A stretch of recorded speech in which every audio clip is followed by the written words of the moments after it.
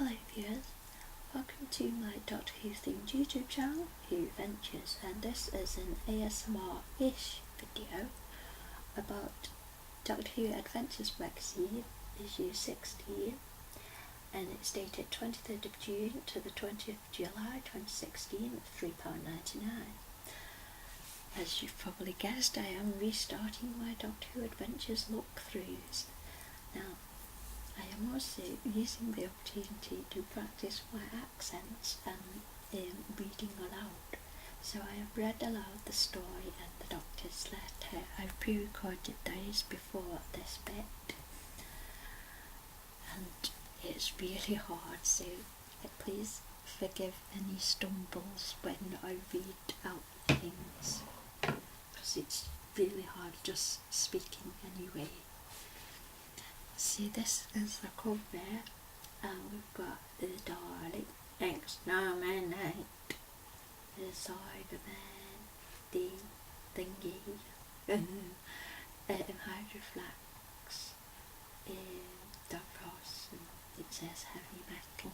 There are two gifts in this issue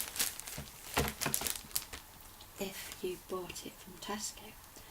So, well, the gift that was at the front was this unit soldier kit. You get an 8-pad beret, ID card and a pen.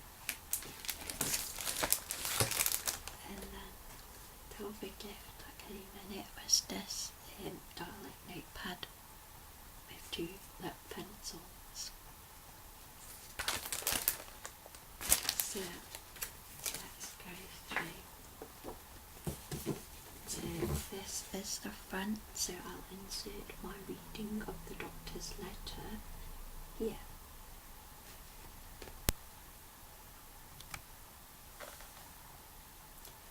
Dear readers, summer's here, and it's time to kick off your shoes and chill out with an ice cream and a copy of the greatest magazine the universe has ever or will ever know. If you don't like ice cream, you could make do with an apple. Just make sure you don't get overheated.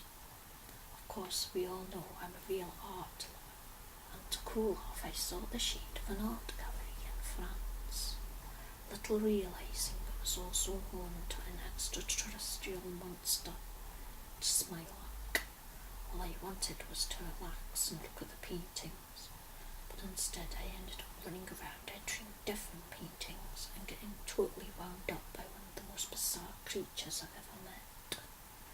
Apart from that, things have been pretty quiet over the last few weeks, and I come to the blanket of silence, a massive intergalactic blanket spread out across the 17th quadrant, making it impossible for anyone to hear anything.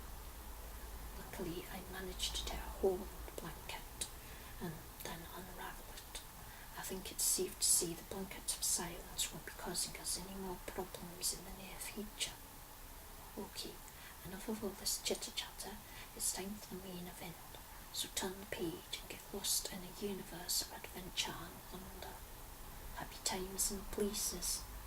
The Doctor.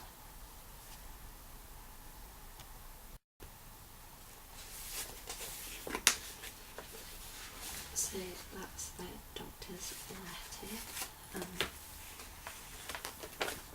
there we have the command centre, and it's sort of an introduction to what's going to be happening in the issue. And you can look for these 5 headless monks hiding in the issue, and you have to look for them. And this is the comic, and it's really cool because it's for art, and the Doctor came to the art gallery, and you can see all the paintings in the background, and you've got looks a bit like Robin Hood, and you've got a weeping angel painting. So the artwork's really cool. And the script is Rick Hoskins, art by Ross Lynch, colour John Baines, and letters Caroline Doak. So it continues onto this page, and I love how much detail there is to see in this comic. There's loads, lots of famous paintings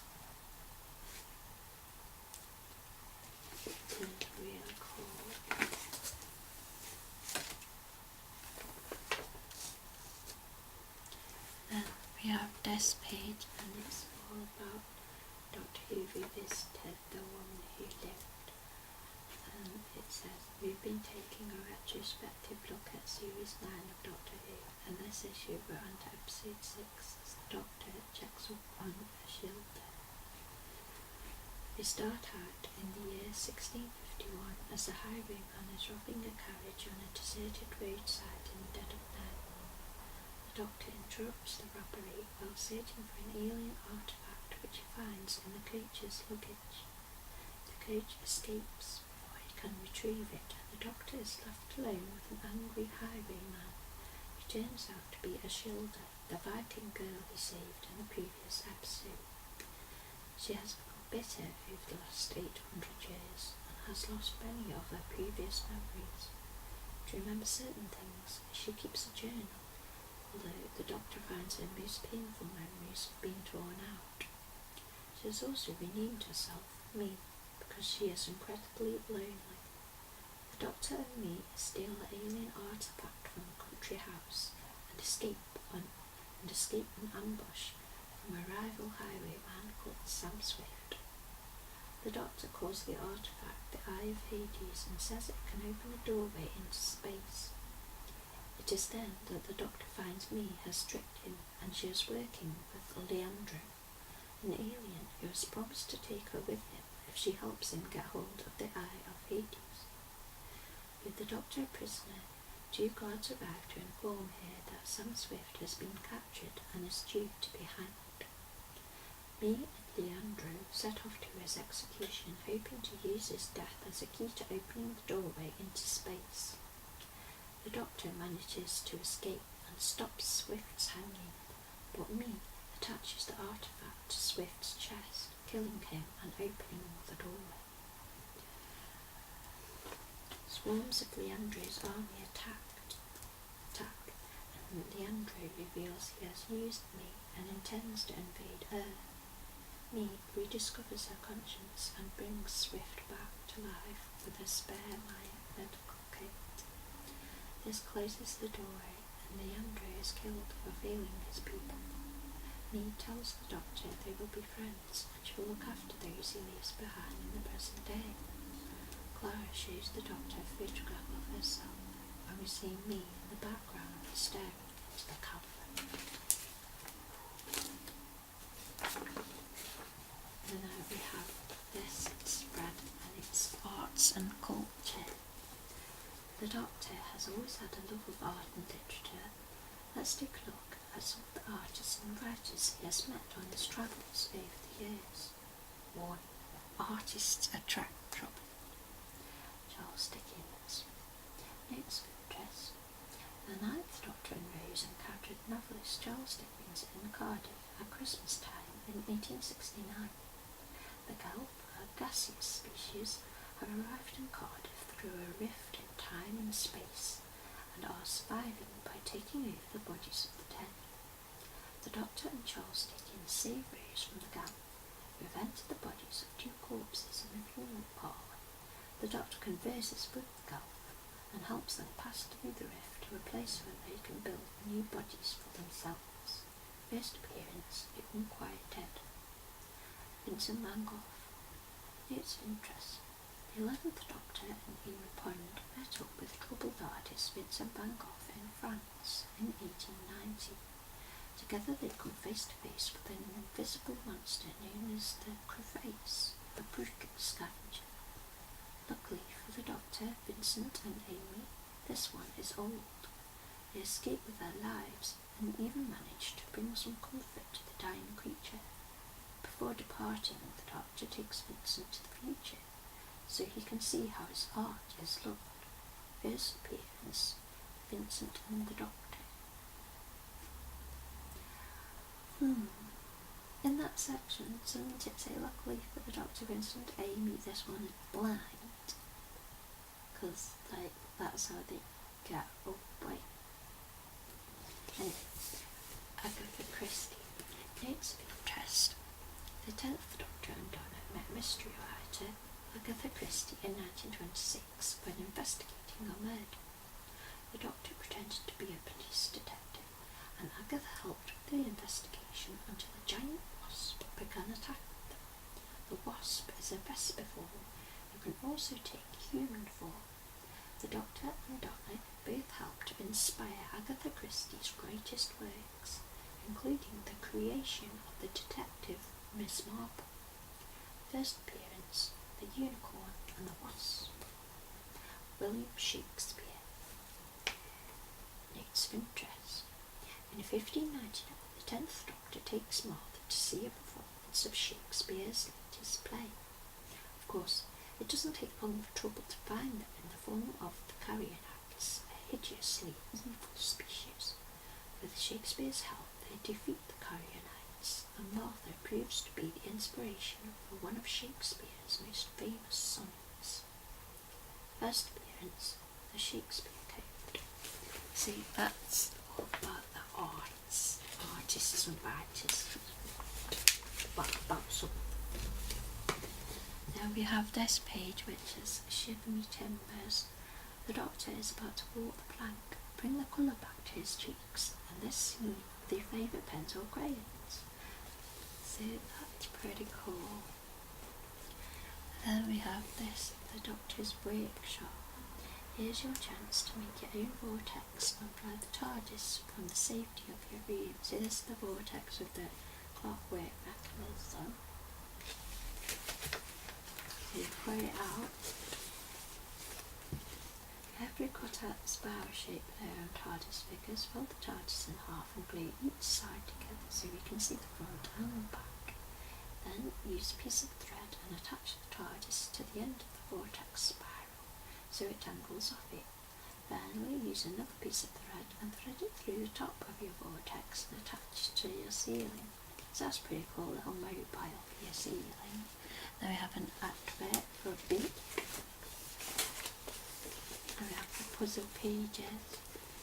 And we have Vincent van Gogh and Charles Dickens on the puzzle pages, and here's it, where you have to find famous painters, so that's really cool. Then we have this poster. And we have a big maze. And the continuation of the comic. It's really nice drawn and really bright, the colours, and I really like that. It's really cool.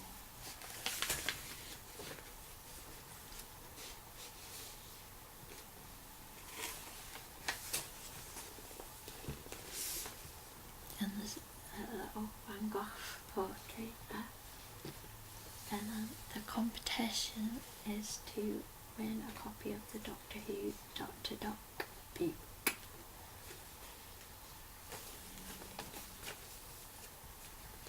And then it extracts his 8 set of everything.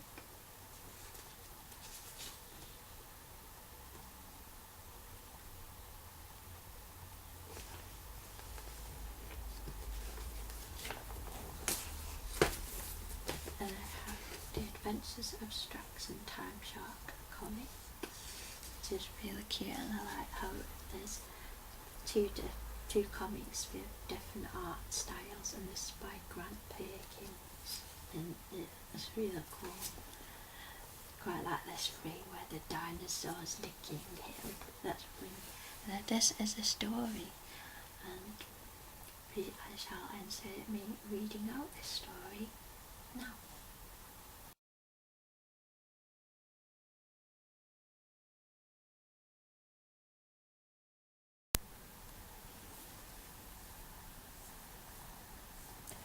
The Newman League, from the Journal of Jenny Flint.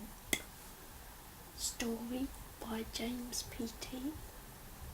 Illustrations by Ross Leach. Colours by John Burns. Madame Vastra laughed as we moved through the Royal Society Science Exhibit. Honestly, Jenny, you have no idea how sweet your species is when you parade your achievements. Smiling, I gently slapped her arm. Yet ours isn't the civilization slipping beneath the surface of the earth. But Vastra wasn't listening. Her attention had been drawn by a presentation on a stage across the hall by the lean and leathery figure of one Professor Arthur Conway. "Prepare to be amazed," the seemingly ageless Professor Conway intoned. "No, prepare to be astounded." An audible gasp emanated from the gathered crowd as Professor Conway pulled back a curtain to reveal 6 identical metallic automatons lined up on the stage. "Ladies and gentlemen, I give you my pneumatic men." As if responding to Conway's voice, the pneumatic men began to hiss into life and move around the stage with fluidity and grace beyond anything the assembled crowd had ever seen. As the crowd excitedly buzzed around us, I felt Astra lean forward and whisper in my ear, "Tell Strax to ready the carriage. I believe our next case may have just presented itself." "Do not touch anything in the drawing room," Stevens coldly remarked as he swept me through the marble lobby. "That room is his master's domain and solely my concern. Your job, such as a relief maid can have a job, is to make sure the reception areas are cleaned and scrubbed for Major Carter's return." "Don't worry, sir. I know me place. I love these floors sparkling in night time." Stevens huffed and handed me my map and bucket before leaving to attend to more important matters. As Stevens disappeared from view, I heard a familiar voice in my ear. "Boy, do you read me? Repeat, do you read me?" Pressing the brooch affixed to my pinafore, I replied, "I read you, Strax. Everything is going to plan." Strax sighed. "Are you sure it'll be no trouble for me to storm the front of the house, strafe the location with blaze fire, and then extract what we need with shattermines?" "If I need any help, I'll just shout." Clicking off my communicator, I withdrew my sonic probe from my pocket and entered the drawing room. The room was stuffed full of mementos from Major Carter's long military career, whether all of them paled into insignificance next to the most recent addition to the Major's collection, the latest must-have among the London elite. It stood in the centre of the room, motionless, hidden beneath the dust sheet.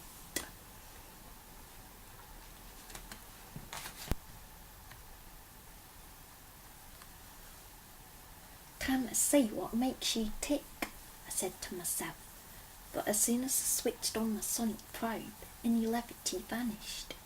With a powerful hiss of pistons, the pneumatic man sprung into life, pulling off its dust sheet. 6 feet tall and seemingly cast of solid steel, it clanked towards me. Its expressionless face was inset by 2 deep red eyes that glowed with ruby-like fire. They stared at me, scanning me. "Hostile technology detected," its crackling electronic voice intoned. "Aggressor will be eliminated."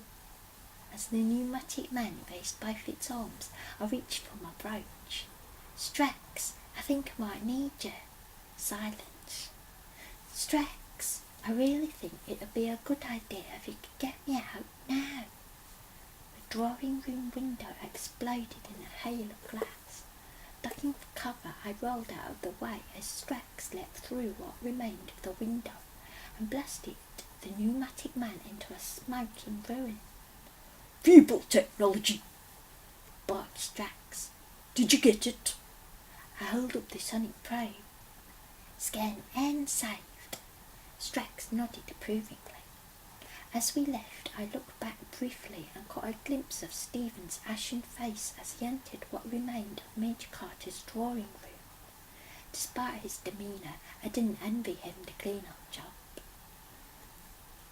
"There is no such man as Professor Henry Conway, and this address did not exist until 3 months ago," Madame Vastra informed us as we stood outside his eerily isolated country home. "How is that possible?" I asked. There are many possibilities, but none of them emanate from this planet, said Vastra as we entered through the half-open front door. On entering the house, we were greeted by a most unusual sight. The wood-panelled interior one would expect to find inside a house of that type was entirely absent, and in its place was a wide cavernous flight deck, studded with impossible technology, and a battalion of seemingly deactivated pneumatic men. "Oh, I see you let yourself in," Professor Conway exclaimed as he looked up from one of the control panels. "I can never remember if that's human protocol or not." After looking around the room for a minute and drinking in its sights, I finally managed to speak. "We're on a spaceship," I exclaimed. "Yes," Strax replied, "hidden by his perception filter." "You expected us," Madame Vastra hissed. "How are all of your pneumatic men networked together?" "Or how are all of your pneumatic men networked together?" Conway nodded. "Yes, networked and subservient to a central control node." Vastra looked at Conway. "That be you, Professor?" Conway laughed coldly. Now that we discovered there's no need for the charade to continue."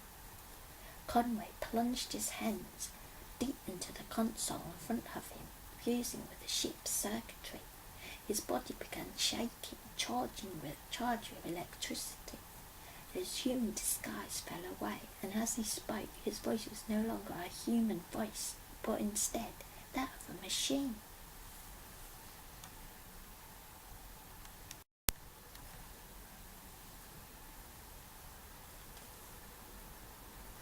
"Chromac invasion force, initiate battle plan Alpha, all drones to war footing." There was a hum of energy in the room as all around us the pneumatic men began to spring into life. Their eyes glowing a familiar ruby red once again as they moved into battle formation. "Any suggestions?" I asked Madame Vastra as we drew our weapons and prepared for what would be our last stand. She nodded. "You and Strax steal the drones, I'll tend to the node." As Vastra peeled away, Strax and I stood side by side, ready to engage the approaching pneumatic men. Strax opened fire with his blaster, screaming with glee. "Die, metallic scum!" While Strax lay down suppressing fire, I engaged the rest of the swarm with my blade. It wasn't a particularly strategic plan, but it was enough to buy Madame Vastra the time she needed to draw her samurai sword, and using all of her Silurian warrior skill, delivered the decisive blow. Across the flight deck, the drone forces fell to the ground, deactivated as Vastra withdrew her blade from the bisected cybernetic node that had been Conway. As Strax and I looked across the room at Vastra, an eerie silence descended. We were victorious, but a question hung in the air. What about the other pneumatic men scattered across London? "What a lurid headline," Madame Vastra snorted as she walked to the window. Picking up the discarded newspaper, I looked at the front page. The headline read, "Rampage at the League of Iron." Folding up the paper, I joined Vastra at the window. "How's Strax's plan to get rid of the deactivated pneumatic men progressing?" She was about to answer when an ear-splitting cry came from the courtyard below. Rushing to the window, I stuck my head out just as the second cry of "Any old iron!" echoed through the air. "Strax, is everything all right?" Looking down, I could see Centauran and a young street urchin were finishing harnessing 2 horses to a battered wooden cart. "Oh, good morning, Miss Jenny. I was just practicing our battle cry." I looked at him confused. "Battle cry?" Strax and his younger sister had climbed onto the car. "Yes, young Buster stepped over here, thinks that the scrap metal business that we've started may have a rather lucrative future, so I'm helping him apply a Centauran business strategy." Vastra looked at him with an arched brow. "And that is?" Strike smile. Annihilate all competition. The end.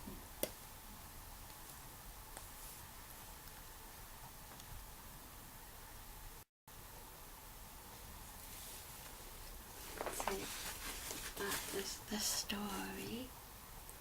And it's got some really cool art with it. So I like how Doctor Adventures now has loads of different styles of art in it now.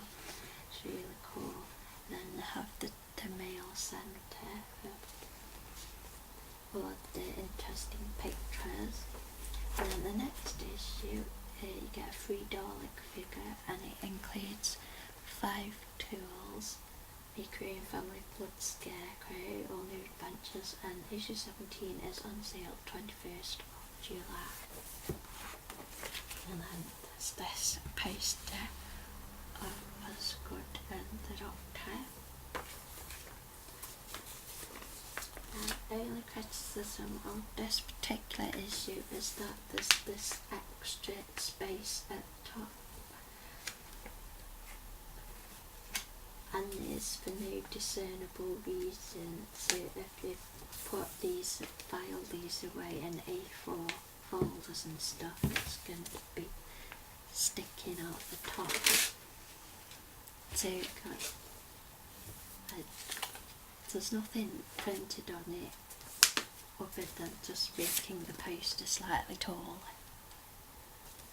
So, but I think it's cool, and I shall enjoy reading out these new style Doctor Who Adventures magazines, because I don't have a lot of the ones that I showed on this channel previously, because I gave them to a school so the kids could read it.